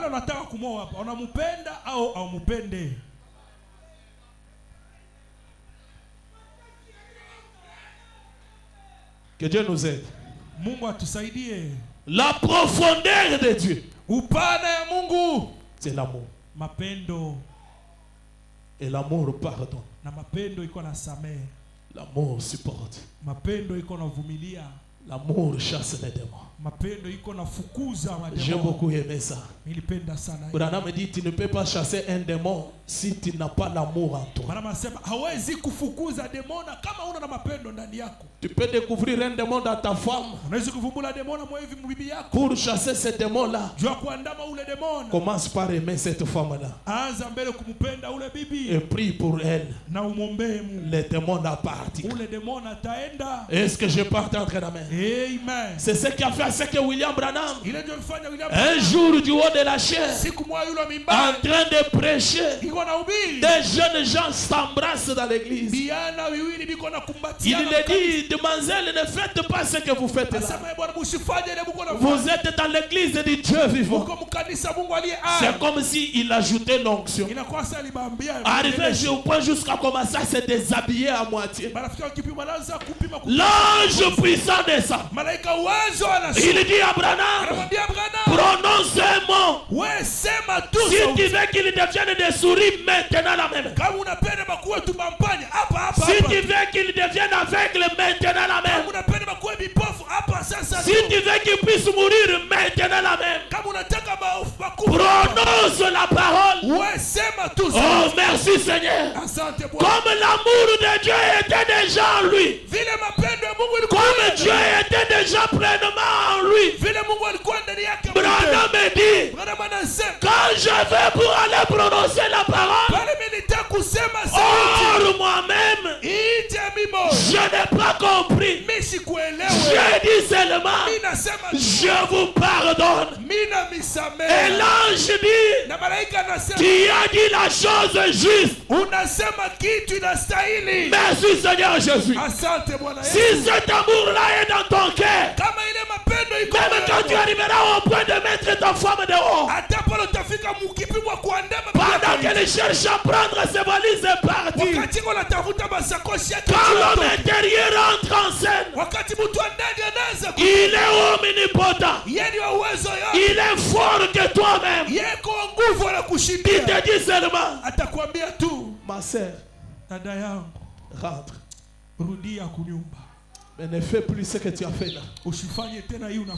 Tu m'as fort attristé. Qu'est-ce? L'amour de Dieu dans le cœur. L'homme intérieur. La profondeur de Dieu. Dieu pardonne. Dieu supporte. Merci Seigneur. Si nous avons le même Dieu dans nos cœurs, nous allons nous aimer les uns les autres. Nous allons nous supporter les uns les autres.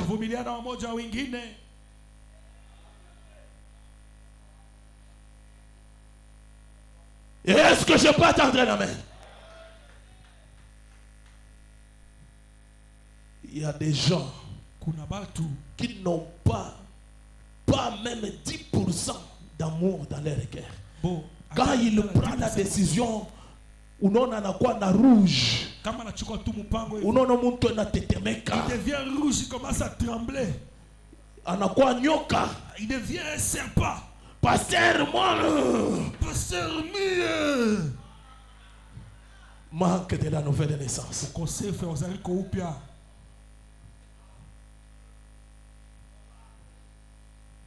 Frère Branham me dit ceci. Est-ce qu'on peut avancer? J'aborde. Vous avez compris la profondeur de Dieu? Vous avez compris la profondeur de Satan? On peut grandir dans cela maintenant. Frère Branham me dit ceci. Dans la brochure. Oh Seigneur Jésus. Branham me dit ceci. Dans la brochure, non. La cruauté du péché et le prix que cela a coûté. La peine que cela a coûté. Paragraphe 50. Il dit, et alors, il a créé toute sa création. Et puis après qu'il eut fait cela, tous les arbres ont germé et les plantes et ainsi de suite. Quelle belle configuration il avait. Il a aimé cela. C'était magnifique. Et il trouvait que c'était superbe. Même si Dieu t'a créé court, il t'a créé élancé, de teint noir, bronzé. Quand Dieu lui te regarde, il trouve que c'est superbe. Il est le Dieu de variété. Il y a certains gens, ils regardent quelqu'un. Moi je l'aime pas. Oh. Quelqu'un d'autre. Tu ne le connais pas, tu n'as pas de problème. Je l'aime pas. Faites attention. Quand Dieu a créé toutes choses, il a dit que c'est superbe, c'est parfait. Tout.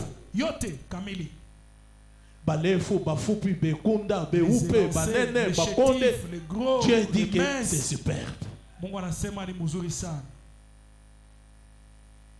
Il continue. Il ne pouvait pas donc laisser cela dans cet état. Il devait laisser quelque chose avec. Il a donc dit, faisons au pluriel l'homme au pluriel à notre image. Faisons l'homme à notre image. Ainsi donc, quand Dieu a fait son premier homme, c'était un homme esprit. C'était quelque chose appartenant à l'ordre de Dieu ou du Fils de Dieu. Le Logos, c'était le premier homme. Puis il a donné à l'homme l'autorité pour diriger tous les animaux, juste comme le Saint-Esprit dirige les croyants aujourd'hui. Voilà, fais ceci, fais cela. Maintenant, si nous nous soumettons au Saint-Esprit, si nous nous soumettons totalement au Saint-Esprit, Dieu nous dirigerait par le Saint-Esprit, juste comme Adam dirigerait les animaux en ce temps-là. L'âme, quelque chose appartenant à l'ordre de Dieu. J'aimerais parler aux adultes maintenant. Il y a plusieurs ordres. Il y a l'ordre franc-maçonnique. Il y a l'ordre de la rose bois. Il y a l'ordre de la marguerite. Ce sont des disciplines. Mais ton âme est créée au départ quelque chose appartenant à l'ordre de Dieu. Ça veut dire l'âme peut monter des échelons, arriver à toute la plénitude de Dieu. Merci Seigneur. Nous l'avons trouvé bien et fois. Prêché le 11 mai 1953. Tarehe 11 mwezi wa 5 mwaka Frère Branham nous dit ceci. Ndugu mama anasema hivi. Paragraphe 14. Ukurasa 14. Si ce n'était pas, Kama ikukue, si vous n'avez pas été avec le mal, kama mwewe mkukue na mwanaume Jésus-Christ. Yesu Kristo, et que vous n'êtes pas né du surnaturel, na mwewe muzarike kwa masajabu, vous ne pouvez pas croire au surnaturel. hamuwezi kuamini kumasajabu. Quelqu'un qui n'est pas né de nouveau, Mtu ula sikuzalike le upya, mal qui est le Seigneur Jésus-Christ, Bwana mwene kwa Yesu Kristo, il vient féconder ton âme. anakuwa kuleta Il mbeko. laisse sa semence en toi. Anaacha mbeko Et yake, sa semence, c'est son esprit. na mbeko yake ni roho Son yake. esprit, c'est le Saint-Esprit. Roho yake ni roho Ça mtakatifu. peut grandir, Inawezi koma, grandir, inakoma, jusqu'à te retourner dans les conditions que tu étais comme Adam dans le jardin d'Éden. paka inakurudisha muali ile, Jusqu'à devenir omnipotent. paka ukuye wa uwezo yote. Et en ce moment-là, Na ile wakati tu as droit de croire au surnaturel. unawezi kuamini ya masajabu. Et quand un homme est né de l'Esprit de Dieu, Na wakati mtu anazalika na Dieu Mungu, est un créateur. Mungu ni muumbaji. Et quand une partie de Dieu, Mwenye kuya kipande ya Mungu, je suis une partie de Charles Branham, mimi niko kipande ya Charles c'est Branham. mon père. Yeye ni baba Il yangu, me ressemble. ananifana. Ou plutôt je lui ressemble. Hao mimi namfana. Nous avons à peu près la même taille. Tuko na bulefu sa bulefu moya moya. Et nous avons beaucoup de traits. Na tuko na malama mingi. Parce que je suis sa progéniture. Juu niko uzao yake. Écoutez attentivement Shekinah. Kieni mzuri Shekinah. L'importance de la nouvelle naissance. Mafaa ya uzaliko Ce qui upya. fait l'omnipotence de l'homme intérieur. Ile inafanya uwezo wote. Parce que je suis sa progéniture. Juu niko uzao yake. Et si je deviens la progéniture de Dieu dans mon âme, Na kama mimi nakuya uzao ya Mungu munafsi yangu. est-ce que vous êtes avec moi? Amen. Si je deviens Kama mimi nakuya la progéniture de Dieu dans mon âme, uzao ya Mungu munafsi yangu. merci Seigneur Jésus. Asante Bwana. Si je deviens, Kama mimi nakuya, cela revient à dire, ile nataka sema quand tu nais de nouveau, wakati unazalika upya, la semence de Dieu entre dans ton âme mbeko ya Mungu inaingia munafsi yako. et ça doit grandir. Nayo inapasha komaa. Si je deviens Kama mimi nakuya la progéniture de Dieu dans mon âme, uzao ya Mungu munafsi yangu, alors sasa mon âme nafsi yangu est semblable inakuwa ya pamoja à quelque chose inafanya kitu fulani de l'ordre de Dieu. ya mpango ya Mungu. Elle croit au surnaturel. Inaamini Elle kumasajabu. croit pour tout. Inaamini juu ya yote. Voyez-vous ce que je veux dire? Unaona ile nataka sema, Crois tout, amini yote, espère tout. tumaini ya yote. Branham dit voyez, Nasema unaona très bien. mzuri. Si jamais un homme a donc été en contact avec Dieu, Kama kamwe mtu haya kuaka kumpatana na Mungu, et si jamais un homme a donc été en contact avec Dieu, kama mtu alipatana kumbi na Mungu, et qu'il est réellement na yeye kweli kweli né de nouveau, anazalika upya, parlez-lui de la guérison divine. mumusemewe uponaji. Assurément qu'il croit. Hakika ya naamini ile. Certainement. Hakika. Croyez-vous au miracle? Eti munaamini miujiza? Assurément. Hakika. Branham dit voyez, Munaona? il est une partie de Dieu. Yeye eko sehemu ya Mungu. Il croit qu'avec Dieu tout peut arriver. Anaamini pamoja na Mungu yote itafika. Voyez, Munaona? il n'est pas superstitieux. Ye ashina wa kujiwazia. Non. Superstitieux. Waboka boka, la superstition. Waboka boka. Dieu n'a pas peur. Mungu ashina na boka. Et Branham dit la grande malédiction qu'a l'église aujourd'hui, c'est la peur. Na Biblia nasema laana kubwa kanisa iko nao leo inakuwa ni boka. On nous a dit que nous sommes de Dieu. Balituambia kama tuko wa Mungu. Quelle est la partie de nous qui est Dieu? Ni kipande kaniketu kile ko Mungu. L'âme. Nafsi. Quand il a dit faisons l'homme à notre image, à notre ressemblance, Branham dit c'est bel et bien l'âme qu'il a créé, le logos. Lui, le logos est créé. Et de lui est sorti des petits logos qu'il a créés.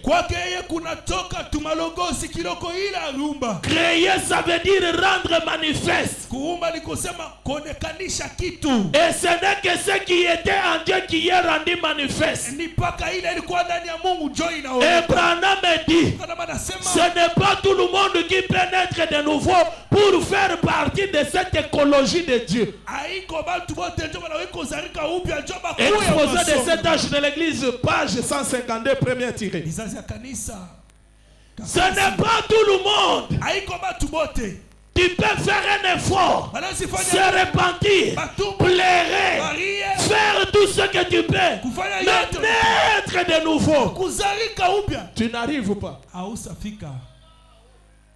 Ceux qui naissent de nouveau, ce sont seulement ceux-là qui ont été à Dieu. Et ceux qui naissent de nouveau en eux, c'est l'âme qui se féconde avec l'âme incréée. La nature de Dieu vient en toi. Dieu naît en toi. Qui devient une nouvelle créature. Qui commence à grandir.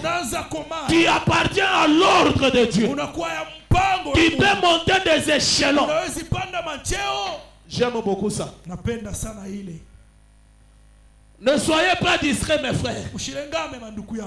Tu peux monter des échelons jusqu'à arriver à toute la plénitude de Dieu en toi. Là, l'homme intérieur devient suffisamment omnipotent. Tu peux dire à la montagne, ôte-toi de là et jette